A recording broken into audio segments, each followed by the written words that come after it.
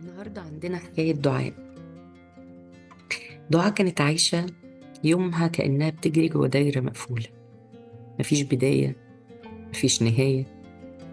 المنبه بيصحيها قبل ما روحها حتى تصحى، تقوم بجسم مرهق، قلب تقيل.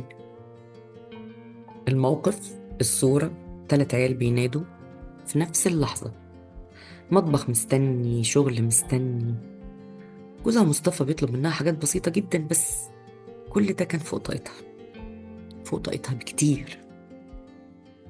المشكلة ما كانتش في المسؤوليات، المشكلة كان في إحساسها إنها لوحدها في كل المسؤوليات دي. في الشغل بقى كانت تحاول تبان إنها قوية جدا، بس أول ما تحصل أي مشكلة حتى لو بسيطة، زي مثلا تعليق مديرها على شغلها أو حاجة زي كده، كان بيسحب منها آخر طاقة ليها. في البيت أي خناقة صغيرة مع عيالها أو مع جوزها كانت بتكبر جواها وتتحول لإحساس كبير بالفشل. هو أنا أم مؤذية؟ هو أنا زوجة مقصرة؟ هو أنا تعبانة ليه ومحدش شايفني؟ بس عمرها ما كانت بتعيط قدام حد، كانت بتنهار لوحدها ومحدش حاسس بيها، وملجأها الوحيد كان الأكل. في لحظات انكسارها كانت بتفتح باب التلاجة، وكأنه باب الهروب من كل الوجع والضغوط اللي عندها. بتاكل بسرعة جدا، من غير طعم، من غير ما تحس، بس عشان تسكت الصوت اللي جواها. كل لقمة كانت بتهدي الوجع شوية، بس للأسف كان بيرجع بعد كده أصعب وأقسى عليها، في صورة بقى ذنب، خجل، نظرة قاسية لنفسها في المراية.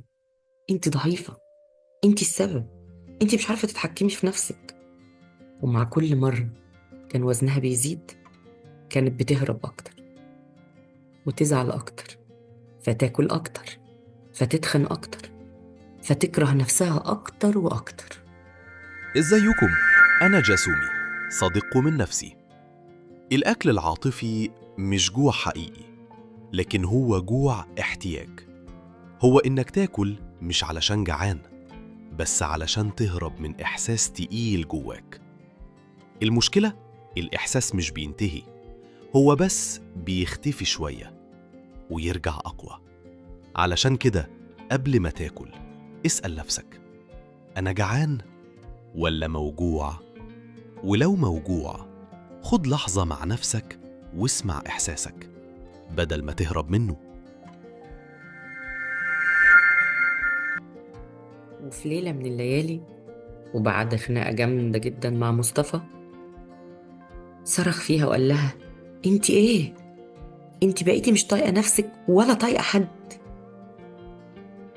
دخلت اوضتها، قفلت الباب، وقعدت دعاء على الأرض تعيط، تعيط بصوت مكتوم، وإيديها بتتمد كالعادة على الأكل. بس المرة دي وقفت وبصت لنفسها في المراية، عيون ورمة ووش مرهق، نظرة كلها فقدان للأمل، وقالت بصوت مكسور: أنا بضيع، أنا السبب. وقررت إنها لازم تلاقي حل. تاني يوم قعدت تدور وتدور وتدور لحد ما لقت دكتور نفسي اسمه حكيم. في أول جلسة مع دكتور حكيم كانت دعاء ساكتة، مش عارفة تقول إيه، بس بعد شوية انهارت. حكت كل حاجة، عن جوع عمره ما بيشبع، عن ألم مستمر. سمعها الدكتور حكيم بمنتهى الهدوء، وبعد كده قال لها: انت مش بتهربي للأكل، انت بتهربي من وجع مش عارفة تواجهيه. انت مش بتاكلي عشان جعانة، ده جوع لراحة، لاحتواء، لأمان، لطلب مساعدة انت مش قادرة تقوليه. سمعت دعاء لكلام الدكتور وفهمت، قررت تبدأ رحلتها. رحلة صعبة بس تستاهل. دكتور حكيم علمها ازاي تفكر قبل ما تاكل، ازاي تسأل نفسها: هو أنا حاسة بإيه دلوقتي؟ هو أنا زعلانة عشان كده باكل؟ ولا فعلا جعانة؟ فهمها وعلمها ازاي تواجه احساس الألم والضغط بدل ما تهرب منه. كل مرة كانت عايزة تاكل كانت بتحاول تمشي، تكتب، حتى لو هتعيط تمام. علمها انها تتكلم مع اقرب الناس ليها وتحكي وتقول انها تعبانة ومضغوطة. علمها كمان انها محتاجة تطلب المساعدة لو مش قادرة تعمل حاجة معينة. فبدأت دعاء رحلة التعافي.